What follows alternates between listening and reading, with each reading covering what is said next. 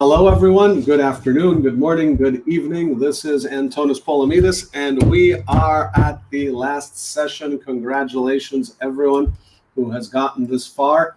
You are almost there. You have almost made it.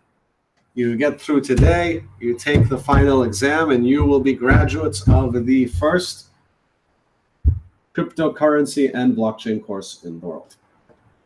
Before I jump into the questions about digital currencies and the developing world, we should do some course logistics. I'm reading them now to make sure I get the dates right from Andreas.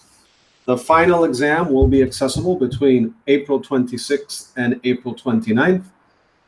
As always, it is 50 multiple choice questions. It must be completed and submitted within 2 hours. So you can start at any time during that period. And once you start it, though, you have to finish in 2 hours. The start times are April 26th, 8 p.m. Cyprus time to April 29th, 9 p.m. Cyprus time. Or if we wanted to do East Coast in the United States, that's 1 p.m. East Coast time to 2 p.m. East Coast time over those 3 days. A passing grade is 60%. As always, you will be issued a blockchain-backed digital certificate. It will be sent by email sometime in May, by the end of May at the latest, maybe sooner than that.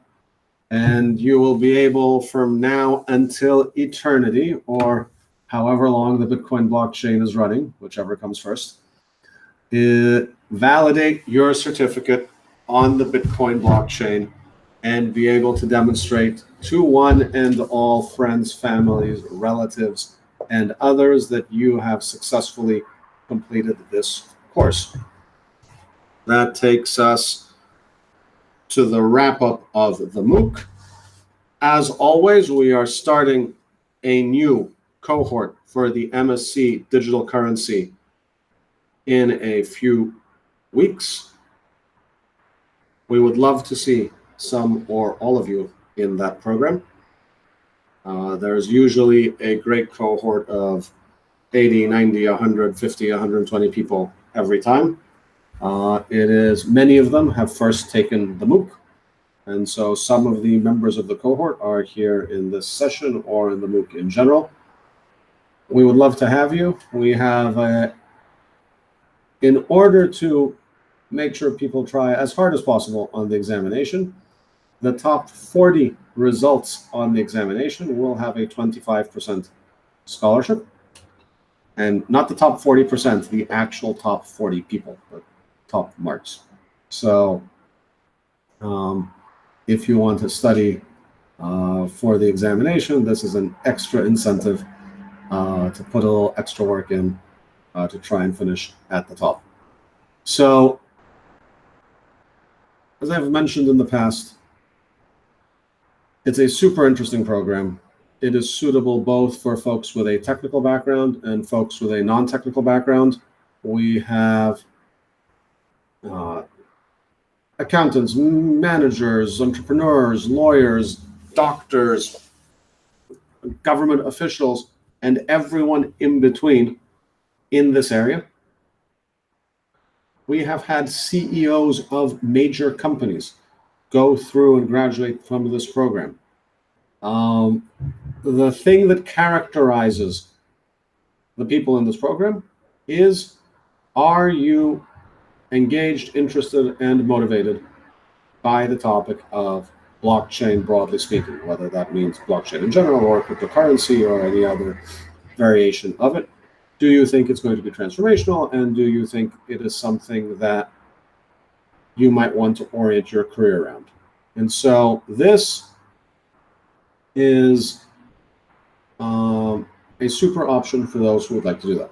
Now, if this sounds interesting, but the thought of a whole master's degree might be a little bit challenging, there is a simpler option, which is the professional certificates, which are the professional certificates that we have also designed. And those professional certificates, assuming you successfully complete the MOOC and pass your examination, you have to take 2 more courses, and then you will be issued a professional certificate from the University of Nicosia in a variety of areas. We have 3 different types depending on your orientation, more technical or more business oriented. And it's an intermediate stepping stone. So the courses you'll be taking are the courses of the degree program, but instead of taking a grand total of 9 courses, you'll be taking a grand total of 3 courses. At that checkpoint, you earn the certificate, and some people have earned the certificate and said, this is super, I'm very happy. And others have earned the certificate and said, wow, I've really enjoyed this. It turns out I can do this. This does fit with my lifestyle and work requirements. And just like the MOOC, it's online, it's in English. And then they go on and complete the master's, and the work done on the certificates is not lost because it's the same courses in the master. You'll be still getting credit for them towards the master's program in the event you continue and finish with the master's. So I think this is an interesting choice for people who are interested in something intermediate. So think about those if those are of interest to you. A few other topics, since this is the last time we will speak in person. 1, 2, 3 members, no, 1, 2, 4 members of our team will be at Consensus in May in New York. So if anyone is at Consensus or in New York, which those are independent things, right? You could be in New York because you live in New York, you could be in New York for Blockchain Week, or you could be at Consensus, or all of the above. We'd love to get together. Please let Irini or Andreas Vlachos know that you'll be around. We'll probably have a decentralized chapter meeting during Blockchain Week at our New York office. So we'd love to see any and all of you who are around that week. We'll probably have the chapter meeting on the Thursday of that week after Consensus, or Wednesday night. Don't quote me on this part. We will be getting in touch officially through email on when that's going to be, but look out for that. The other thing to keep in mind, we have opened up registrations for Decentralized the Conference. Once again, it is in Athens. We had an amazing time in Athens last year, so we're going to do it there again. We are in extra early bird registration mode or something. I don't know what the team has called it, but it's the least expensive the tickets will ever be. So if it's something that is of interest, please do think about signing up now. You'll get there less expensively. And we had an amazing speaker last year. I see how this year's is shaping up. I think it's going to be even better. And we had an amazing set of conference participants, including many, many students from the MOOC or the MSc. And I hope and expect to see a similar type group this year. So we're very excited about that. And so if you can make it into Athens, this year, we'd love to see you. Lastly, on the same topic, Andreas reminded me, there will also be a Corda workshop before the conference for those who are more in that enterprise blockchain programming pathway and would like to get more fluent with Corda. So that will be happening before the conference, and so keep an eye out for that. The other thing that Andreas is responsible for, so you can reach out to him, we are very supportive of people starting up decentralized chapters in their neighborhood, town, community. The requirements are you have to have at least 8 people, at least 3 people who are willing to be officers, and an institutional location to host your chapter.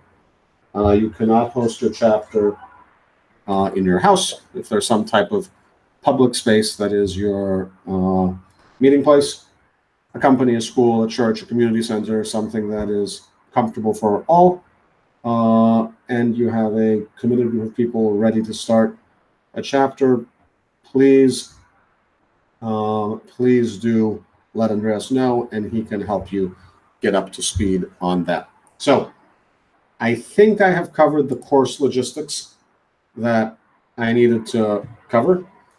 If there are any other course logistics questions, throw them in the live chat.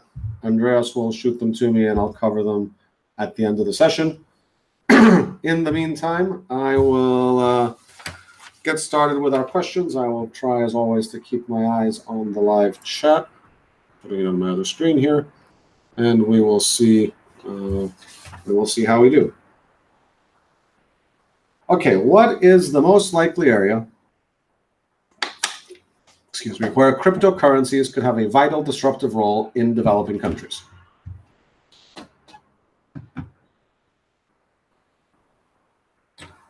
So, this is a hard question. And of course, I get this question every time we teach the course. And I change my answer every time as I think about it. And I'm still never exactly sure about my answer. But I'm going to give it a shot. The general buckets that people think about go as follows. The first big bucket that people think about when they think about cryptocurrencies and developing countries is remittances. Remittances is generally thought of in this context as immigrants from a developing country. They're working in a different country, they're earning their salary, and they are also sending money back home to their family. And because of the nature of the payments, that they tend to be frequent and small, remittance companies tend to take a very large relative percentage as transaction fees. And part of that is the nature of it. So if you need to maintain physical branches in both locations, imagine a Western Union, right? And if you need to follow various KYC, know your customer, and anti-money laundering requirements, and you need to staff these physical locations, and you need to pay rent, and all of the above. Well, that does have a real cost to the remittance company. And to the degree someone is making a small remittance, a $200 remittance, a $100 remittance, a $400 remittance, a $70 remittance, if your charge is $20, $30, $40, it ends up being a shockingly high percentage of the remittance. Now, so part of this is, I think, the actual market structure of a physical branch-based remittance system, that there are actual real costs. The other part, though, I think these services are a little bit of an oligopoly in certain markets. And so there's not necessarily high pricing pressure on them. And so the fees have probably not been pushed to their minimum levels. So this, as long as I have been involved, this is now my 6th year involved in this topic area, and people have spoken about remittances as a potential usage case for developing countries. The results today, I think, have been mixed to low on this topic area.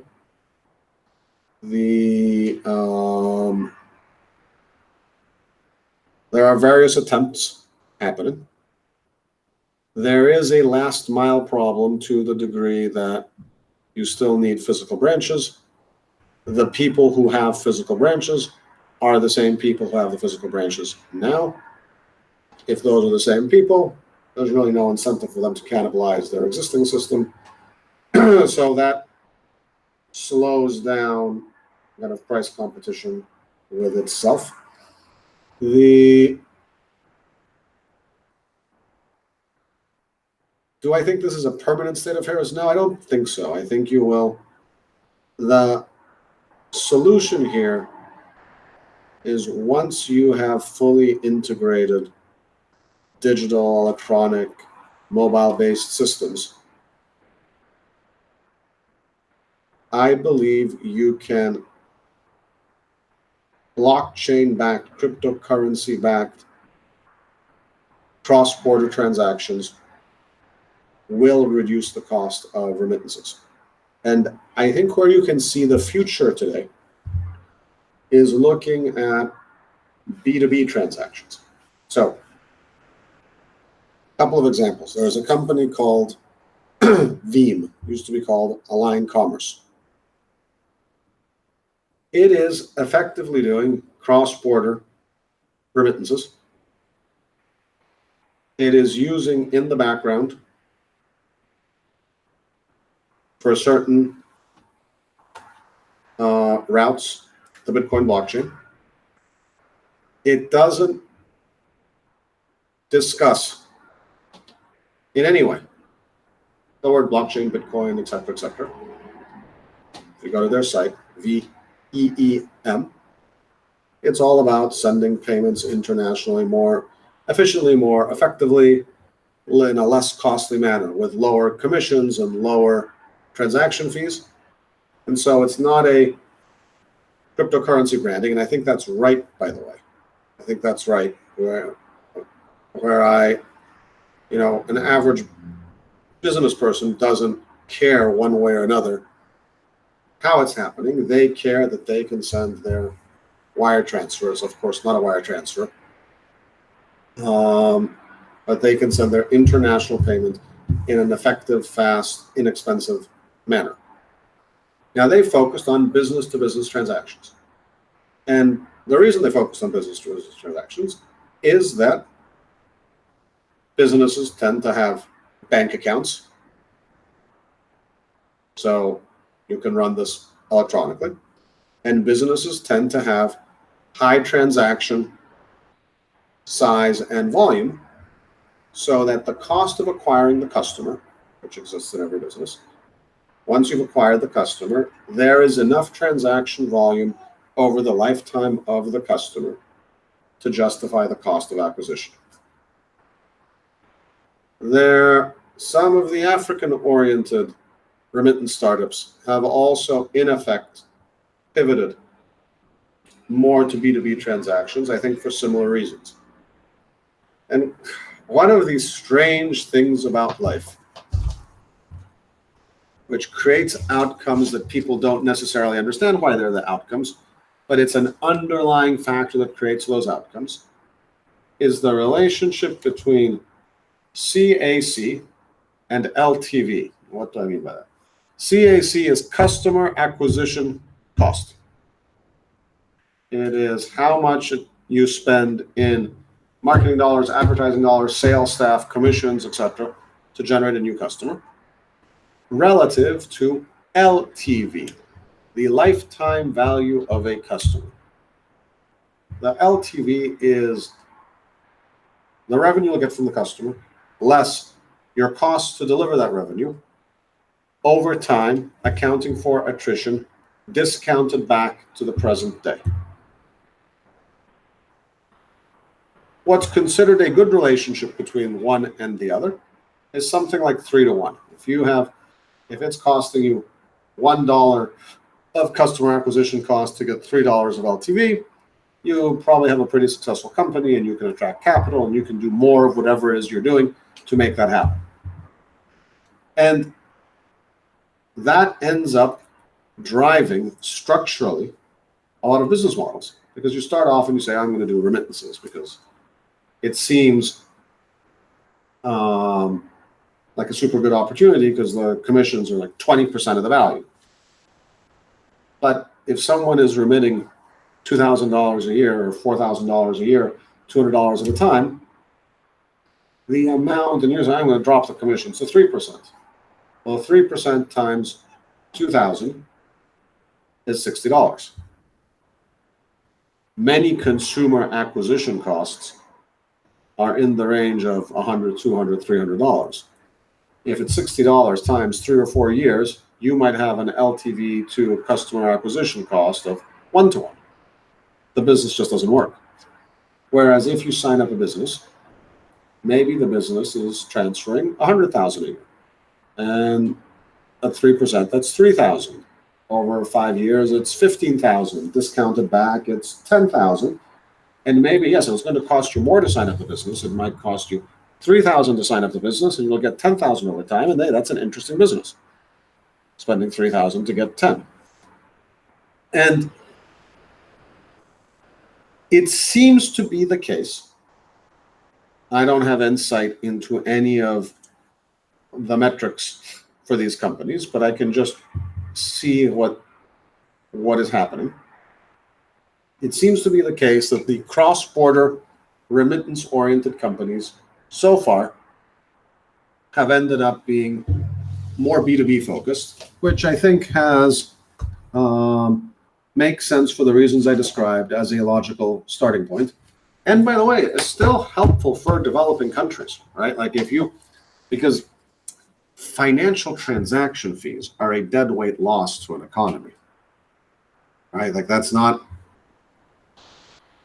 if you want to do business cross borders because there's useful business to be done, and you're losing 3, 5, 10% of the value of the contract in your fees that you're paying for financial institutions, that's not good for consumer utility, for world well-being. Like there are business transactions that would make sense without those fees that don't make sense with those fees.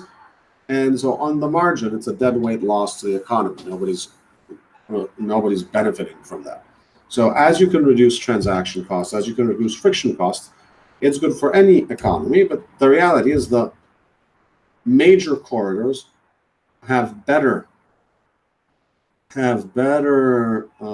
economics or lower transaction fees than the less major corridors. And most of the less major corridors, by corridors I mean changing South African rand to Indian rupees, right? Like that's not a major corridor. The major pairs in the world, it's euros to dollars, right? Euros to dollars are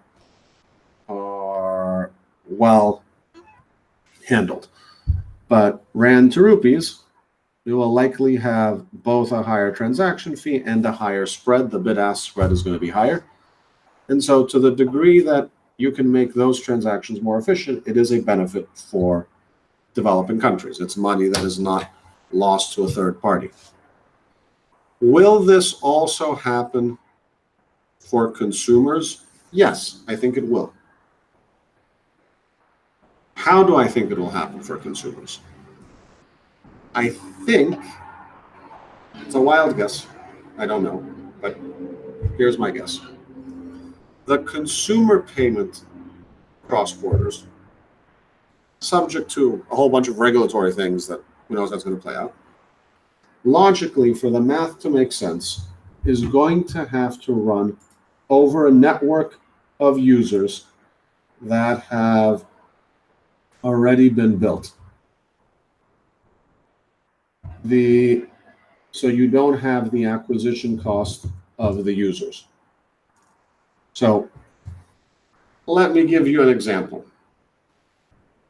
If the famous Facebook coin launches, and that Facebook coin does allow you to somehow connect your bank account in the United States and your bank account in the Philippines, and you can use it for transferring value to the Philippines, well, that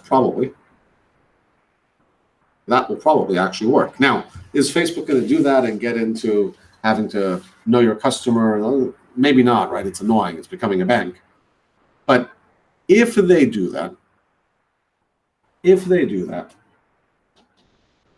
well, what's the customer acquisition cost for Facebook? Well, they're already starting with a base of 1 billion customers, and some percentage of them will sign up to this. And so their customer acquisition cost is very low. So I suspect the consumer payment platforms are going to run off existing big integrated consumer platforms. Great example is, WeChat, right? They didn't develop a standalone payment system. What they have is something that was messaging, and from there it developed into the most absurdly advanced mobile transaction ecosystem in the world. And there, I mean, for those, it's interesting. When we first started this course, one of the things that I would say is we talk about M-Pesa. And I would say things like, wow, M-Pesa is super advanced. Kenya has vastly broader mobile money penetration than Silicon Valley. That's wild. How can that be? Doesn't even make sense, and yet it's true. And it was one of the definitive examples of leapfrogging. It was a great example of leapfrogging. It was a perfect example of leapfrogging. And it was super impressive. The reality is today that now WeChat is, I think, the definitive example of mobile payments. And WeChat is a rich ecosystem of mobile applications that payments run underneath the hood, but they're not the point of it, right? They're not the point of WeChat. It's not about the issue. The issue is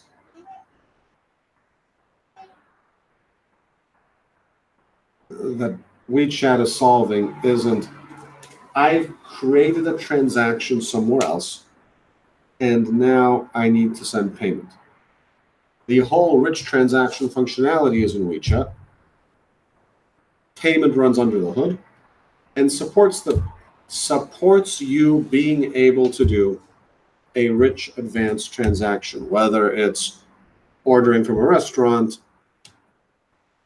using an on-demand scooter, getting a massage, getting your food delivery, whatever. It's all there. And that to me looks now like the future. Like that to me is a relevant example of where we should go. Like M-Pesa was super impressive for its time, but today I think the most interesting functionality in the world in payments, and I mean China's not in the developing world. China is a major power in its own right. But I think the most interesting example in payments is WeChat, and it's way ahead of anything in the US and Europe. I mean, there's no comparison, way ahead. So, do I think we will get payment systems that look like WeChat around the world? Yes. Will they naturally work across borders? Don't know. Will cryptocurrency maybe play a role in linking cross borders? Yes. Will cryptocurrency be the value proposition? No. If you go to Veeam, there's no part of the value proposition that says, like, you're super excited to use cryptocurrency. The value proposition is your payment will get from the US to Slovenia cheaper. How Veeam gets it done at any point in time might not even involve cryptocurrency. Maybe it does, maybe it doesn't. It's their problem. It's just another tool. It's another tool in the toolkit. I think that's for the cross-border payments and remittances part. Now, there are other things that are interesting in the developing world, but also in the developed world, which I think have to do with authentication. The blockchains are interesting, decentralized blockchains, public blockchains, cryptocurrency-based blockchains, which is what this question is. They minimize trust in third parties. They're pure trusted third parties. So that is of greatest use when you don't trust the third parties. And not to overgeneralize, because it's not generically true, but it's true in a lot of cases. Some developing countries have weaker institutions where there's less trust in institutions, and institutions like, let's say, the land registry. And then if people don't trust the land registry, the value of land is, in effect, gets lowered, and it reduces wealth, and it reduces wealth development, and so on. And so, is there a benefit to moving to a trust minimized system like a public blockchain? Yes, I think there is. Is there a benefit to, but that's probably not the whole benefit, right? Is there a benefit to moving to a digital machine readable system? Yeah, I think so. By the way, that same benefit exists in the developed world. There just might not be as much pressure to do this. I always say this, and I have to caveat it, right? The theory says, well, leapfrogging is great, and developing countries are just going to go skip a step, and there's examples, right? Like mobile phones are the best examples. Many developing countries did not build out fixed line networks because at the end of the day, once you got to the point, by the time you got into 2018, you're better off just building mobile networks. It's much, much cheaper. There are some examples of leapfrogging. Bank branches. M-Pesa is that. Of course, there's a flip side. Developed countries also do a bunch of interesting, exciting things because they have the technical infrastructure and the soft skills, the technical knowledge, in order to do that easier and faster. So it's a mixed bag, in my opinion, in terms of how is it easier or harder for a developing country or a developed country to leapfrog and move quickly on a certain technology. It's a very mixed question for me. And I suspect on average, you still see developed countries doing more on technology than developing countries, on average. But I think there's something to be said in areas where there's trust problems to use cryptocurrencies as a public blockchain system, a non-financial system. I'll give you a great example. Degree authentication. It is a huge problem around the world. It is a huge problem in developed and developing markets. And it is a bigger problem in developing markets than it is in developed markets. It is hard to authenticate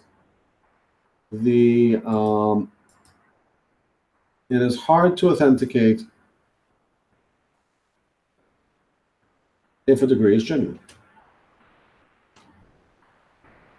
There's no good system. I mean, we once caught at the University of Nicosia a fake high school leaving certificate because the admissions officer in charge of that region knew the high school, knew the principal of the high school, knew the signature of the principal of the high school, and when that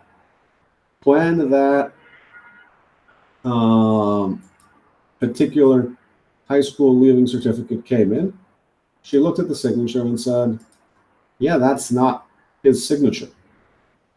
That's not him. And it was fake. But that's obviously not a system. That's a ridiculous system. That's not even plausibly a system. Right? It could have easily been anyone else, and they would have never caught it.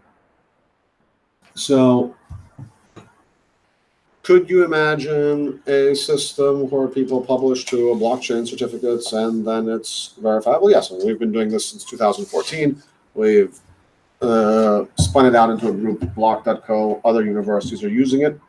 Will it become one of the systems people use? Who knows? But It's doable now with today's technology, and we specifically chose to use a public blockchain. We use the Bitcoin blockchain for authentication. Why? Because if you want something that is going to coordinate a lot of participants, you can't be running a private blockchain type of system. You just can't. You have to be operating on a public blockchain so people can coordinate. People can get on the system without having to coordinate with everyone else. And so I think protocol-based, open source, public blockchain-oriented, which really means cryptocurrency, but not for the financial use of cryptocurrency. You're just using the financial use of cryptocurrency in order to secure the blockchain so you can piggyback other things on it, like authentication, notarization, and so on, are going to be a big boom to verifying, authenticating, building trust in topics, in areas where trust is questionable. And I think that will benefit developing countries and also developed countries as well. Okay, that was a long answer to that question, but it is a generic question and a difficult question. The notion of leveraging the Bitcoin ecosystem for mobile operations in developing countries is 100% understandable. However, I can't imagine the same level of trust could ever exist within the M-Pesa system, seeing that it's owned by Safaricom, which holds a monopoly in East Africa. The government is its biggest shareholders. At what point does innovation start to be affected by outside sources protecting their own agenda? Okay. The answer to this is yes. You say, well, to what? Well, just yes. I think for the average user, M-Pesa is a great system, and people trust it. It's your phone company. When your phone company can send payments from one person to another, that is a very plausible thing to believe. M-Pesa has been working successfully for many, many years. I have never heard of any significant problems that people are using M-Pesa and they have issues with trusting M-Pesa. I think the system works well. And so, arguably, M-Pesa, for many people, is likely a higher trusted solution than a cryptocurrency-based solution will be. It's certainly easier to use. It's integrated into a system that people already are using. So we're not sure, and they've done something very, very impressive and very, very innovative. It was several years ago, and majority of telephone users in Kenya were using mobile money. That was very advanced. I mean, the US didn't have that. Europe doesn't have that. I think the US and Europe have that today. Now, what you are saying is sources protecting their own agenda. Yeah. Like, I think there was a time with BitPesa that M-Pesa was not letting them connect to their network. And I think you will have that. I think one should not expect that people with established networks and established semi-monopolies are going to be necessarily welcoming to someone who says, yeah, I'd like to break into this. I'd like to, why would they? Right? Usually these things happen when the regulator says you need to provide open and fair access to your system on XYZ terms. And you see these types of things happen for telephone networks and electricity networks and banking networks. For many, many years, the regulators in the UK, for example, were practically begging the banks to do faster, cheaper payments, and the banks kept finding ways not to do them because it was more economically viable for them not to make that happen. until eventually they just passed a law and forced it to happen. You had a similar example with roaming charges in the European Union. When you were roaming across networks, you were in a different country, the charges were absurd. Even 3 years ago, even in one of the most developed parts of the world, until the EU just passed the legislation and said, well, you can't charge them more than they're getting charged in their home country, and that was that. So when you have things that are monopolies, oligopolies, monopoly-like, oligopoly-like, people own distribution systems. M-Pesa is owned by Safaricom, and Safaricom has a distribution system. I think the expected case is that they're not going to open up their distribution system willingly to others. And usually what happens is people come in and say, you have to open it up, and you have to open it on these terms, and so on and so forth. Excuse me 1 second. Sorry.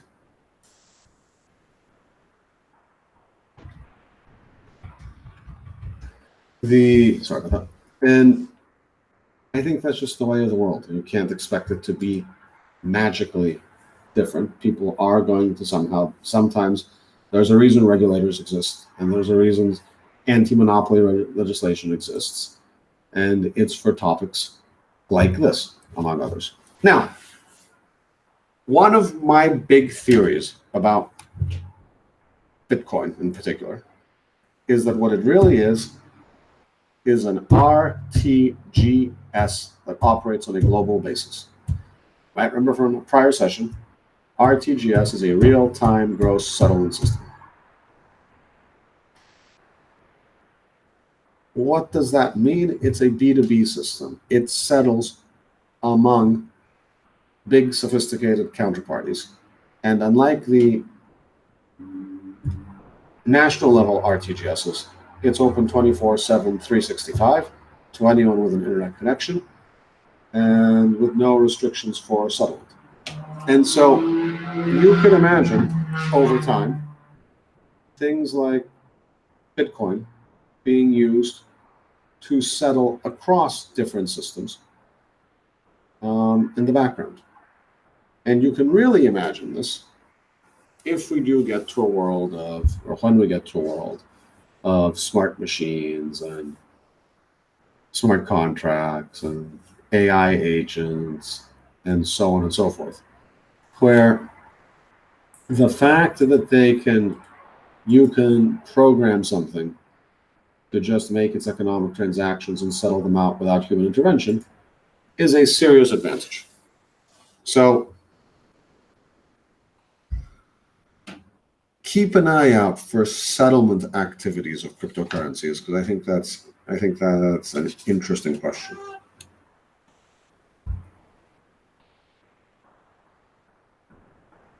Okay, do higher income countries avoid using mobile payments because they can afford the high transaction fees, or the fact they don't see the benefit of using mobile payments?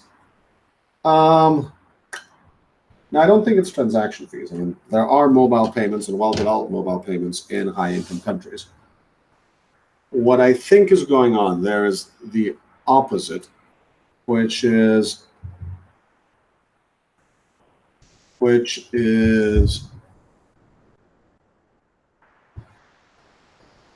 you're much more likely to have a bank account in a high-income country.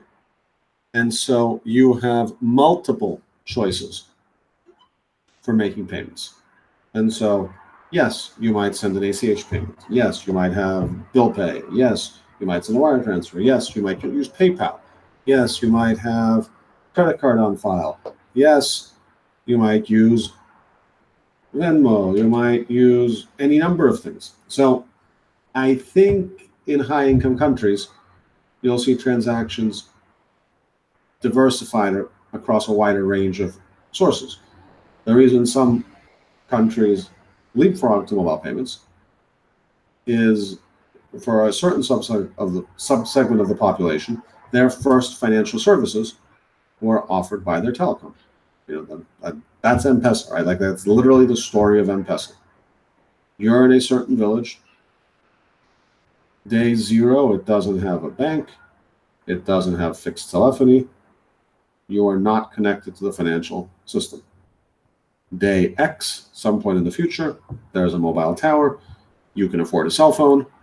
You don't have to wire every house. You just need a tower near the village. Everyone now you can get a cell phone. And built into your cell phone is a payment system. So now you can pay your daughter's tuition at the local school, or a bus fare, or if you're sending products to market in a different city, the buyer can pay for them.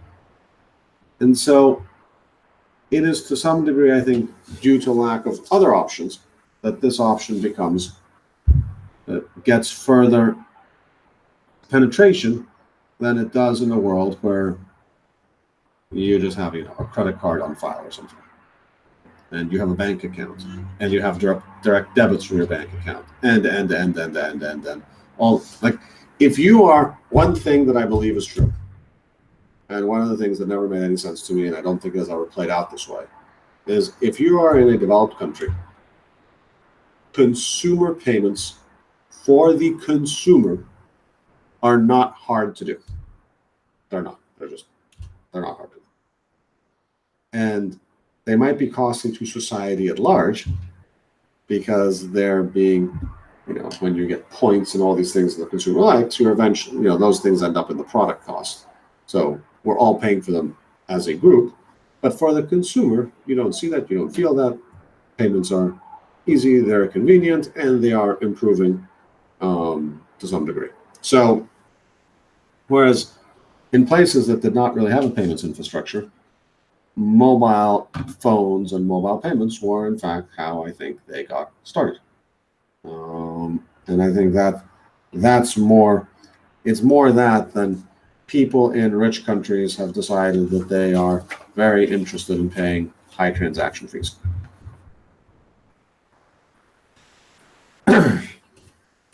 In a nation without a state that is under occupation, for example, the occupied Palestinian territories, who are experiencing underdevelopment, can digital currencies be a source of economic empowerment and improvement?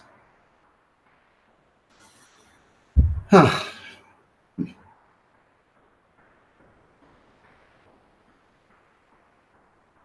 don't know. I try and be realistic. I think a lot of people that love this question, yes, they will be. Well, how?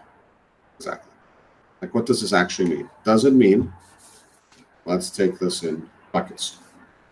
Does it mean you will send money into this area from abroad using cryptocurrency when it might have not been able to otherwise? Well, maybe. That's one idea. I don't know how much that's going to change anything, but it's an idea. 2, is it you're going to have some community-based blockchain that will allow you to allocate resources in a more efficient way among yourself? Maybe. But I don't think that's actually, to take the specific example, I'm not sure that's probably under like the first handful of problems that are holding back economic development in the West Bank and Gaza Strip, right? Like, what's holding back economic development is that for decades, for whatever reason and however you think about the topic, it's been at a state of higher or lower grade conflict. And conflict, it's hard to build an economy if you're in a state of armed conflict of greater or lower intensity over time. And those to me are the I don't know, I mean, I don't live there, but if you're worried about your own safety or the destruction of your property, and in either direction, I'm not sure digital currency is what's actually going to solve what's holding you back economically, right? And so that one to me is questionable. I'll tell you what's a more interesting one, which is can you take with you identity and qualifications and certifications under times of distress, disaster, and war? And I'll give you an inspiring story from one of our students, and I'll discuss a discussion I had 2 days ago with someone from the World Bank. So we had a student of the MOOC who was a Syrian refugee in a refugee camp in Amsterdam, I think.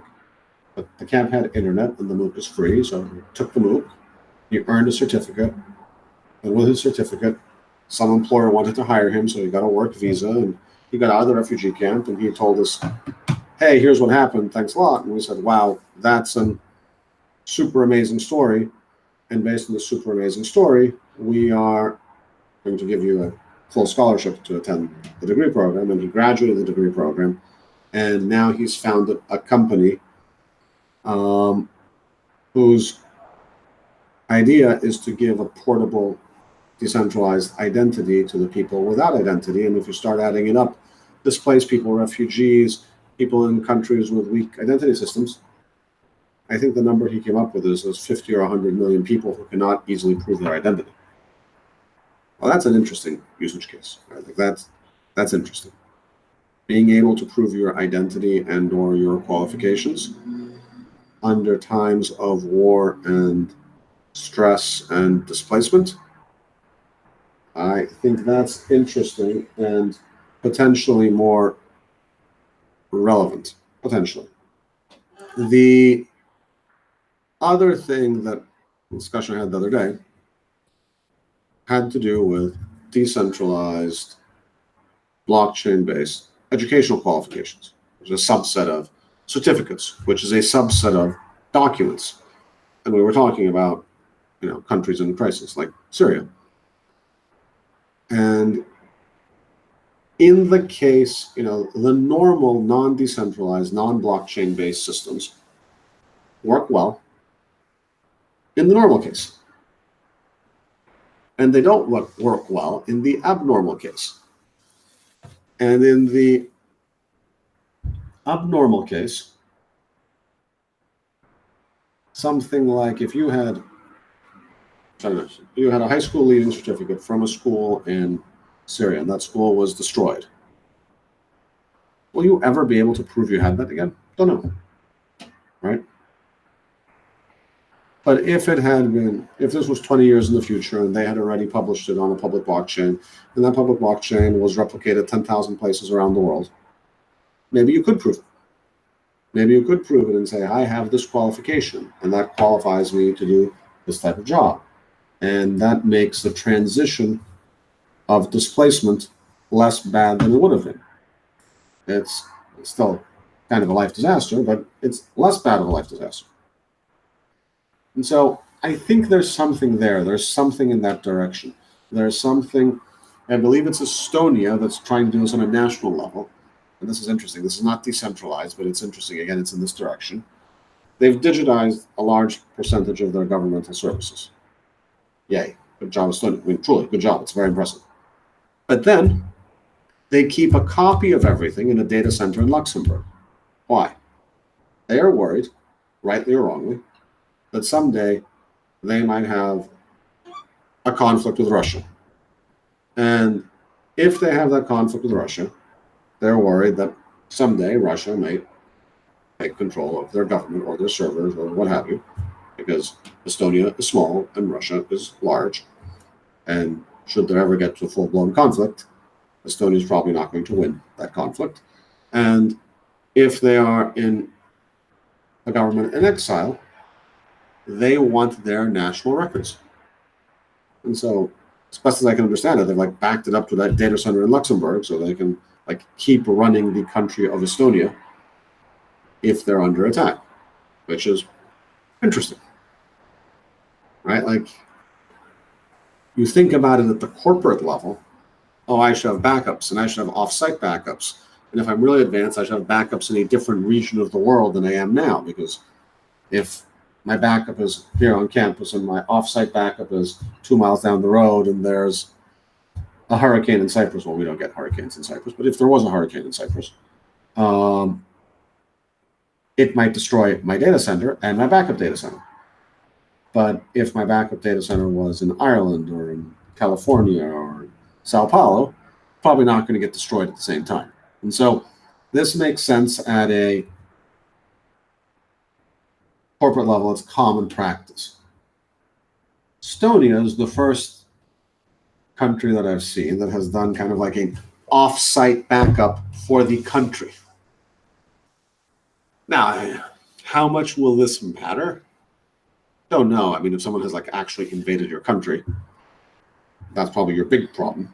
But having said that, I think it's better than not doing it. Now, there are others. I want to give a full discussion of the spread of opinions. There are definitely people, some of them who are very passionate about it on Twitter. Some of them who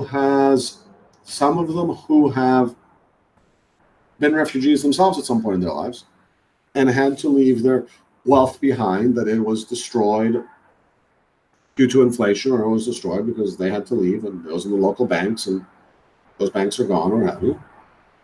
Let's say, gosh, if I had had some of my wealth in a cryptocurrency, it is easier,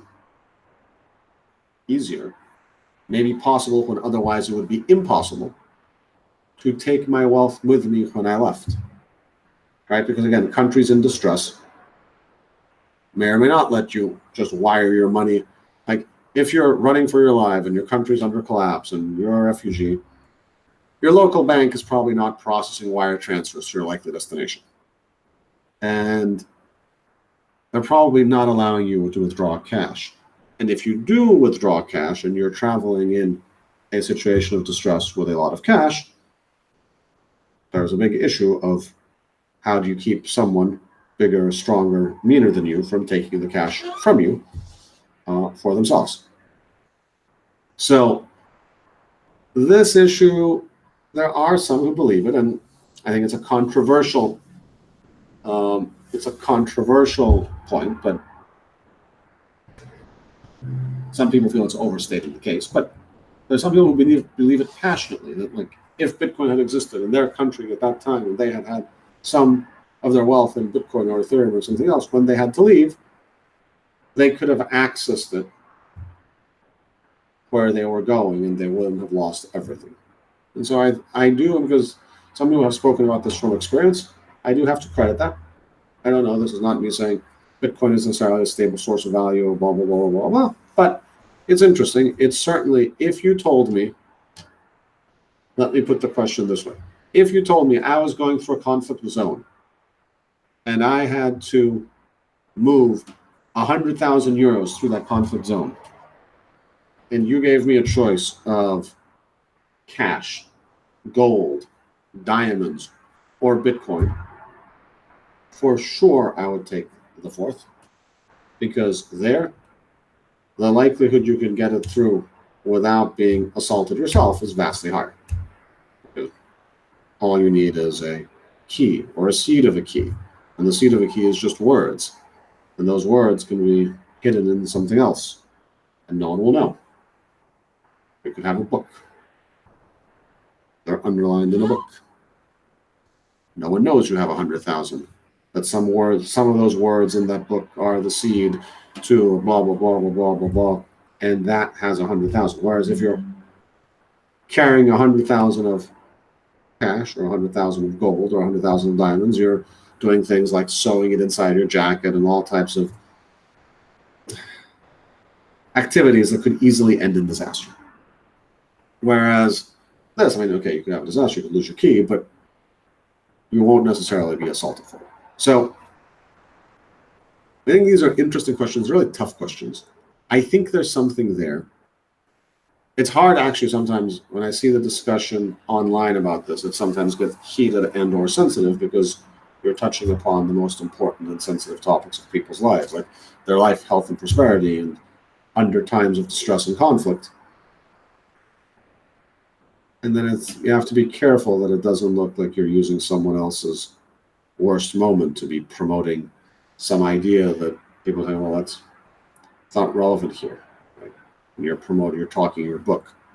But I do think there's something there. I do think the ability to represent value and to represent identity and to represent achievements and qualifications digitally, decentralized in a manner that nobody can take away from you, I think that's real. I think it will help. I think it will make a better world. I think it will ease the impact of some disasters. I think it will make the world more efficient. I think it will make the world on the margin slightly more rational on the margin. And so I do think there's a there. I do think there's a good thing. But we have some ways to get there. Okay, we are running 5 minutes over, so I want to wrap up with this. Thank you all so very much for joining this course. Thank you for becoming part of the University of Nicosia family. Please consider yourselves part of our family for the university and for the program and for the blockchain and cryptocurrency team forever. We're proud to have you as part of our extended family. Please call us, write us, email us, come to see us at conferences, see us as chapters, see us in Cyprus, visit us in Nicosia, visit us in Athens, see us at any point in time. We would love to see you. We hope to see some of you on the degree program. We hope to see some of you on the certificate program. We hope to see some of you at the conference. And we hope to see some of you in any other capacity. I think we're entering a super exciting time of technological development. I think we're entering a super exciting time in terms of development of blockchain and cryptocurrency. The world is going to look radically different 20 years from now. And some of you and us will be the ones that will play a role in that happening. And so I wish you the best of luck in those endeavors. Go dream big things, go do big things, and have a great weekend, have a great end of the semester, have a great and a successful time on the quiz. And thank you all once again for joining us.